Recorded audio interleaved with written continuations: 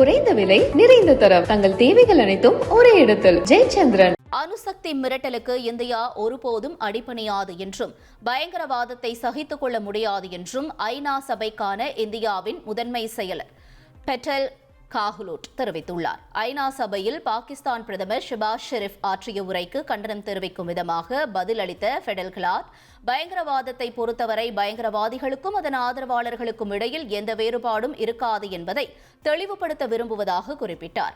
அணுசக்தி மிரட்டலுக்கு இந்தியா ஒருபோதும் அடிபணியாது, பயங்கரவாதத்திற்கு பூஜ்ய அளவிலும் சகிப்புத்தன்மை இருக்கக்கூடாது என்று தெரிவித்தார். கர்நாடக மாநிலம் பீதர் மாவட்டம் தொடர் மழையால் மஞ்ச்ரா நதியில் வெள்ளம் பெருக்கெடுத்து ஊருக்குள் புகுந்து பல கிராமங்களை தண்ணீர் சூழ்ந்துள்ளது. இஸ்லாம்பூர், ஏரநள்ளி, பலூர், சந்தாப்பூர், ஹேலம்பூர் உள்ளிட்ட பகுதிகள் வெள்ளத்தால் பாதிக்கப்பட்டுள்ளன. விளைநிலங்களை தண்ணீர் சூழ்ந்துள்ளது. இதனால் கரும்பு, சோயாபீன்ஸ் மற்றும் பருப்பு வகைகளை பயிரிட்ட விவசாயிகள் வேதனை அடைந்தனர்.